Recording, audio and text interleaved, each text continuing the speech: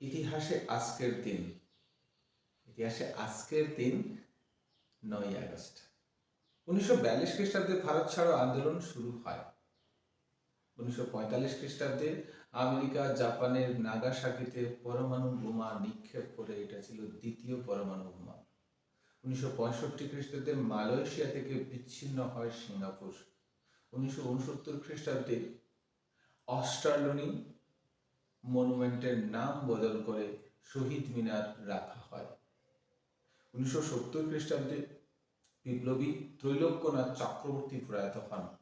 1975 খ্রিস্টাব্দে ভারতবর্ষের কলকাতায় প্রথম দূরদর্শন কেন্দ্র স্থাপিত হয়। 1992 খ্রিস্টাব্দে সংবাদ প্রতিদিনের প্রথম সংখ্যা প্রকাশিত হয়।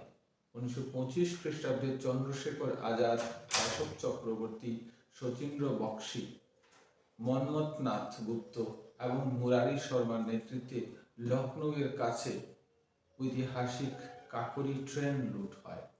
1965 খ্রিস্টাব্দে সিঙ্গাপুরের অন্তর্গত মালয়েশিয়া বিশ্বের প্রথম দেশ, যাকে অনিচ্ছাকৃত বহিষ্কার করে স্বাধীনতা ঘোষণা করা হয়। 1976 খ্রিস্টাব্দে প্রখ্যাত ভৌত বিজ্ঞানী অ্যাভোগাড্রো জন্মগ্রহণ করেন। 1938 খ্রিস্টাব্দে প্রখ্যাত টেনিস খেলোয়াড় রড লেভার জন্মগ্রহণ করেন। 1962 খ্রিস্টাব্দে নোবেলজয়ী সাহিত্যিক হারম্যান হেস জন্মগ্রহণ করেন।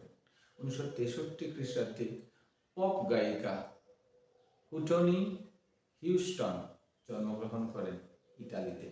এই ছিল ইতিহাসে 9 আগস্টের কিছু গুরুত্বপূর্ণ ঘটনা।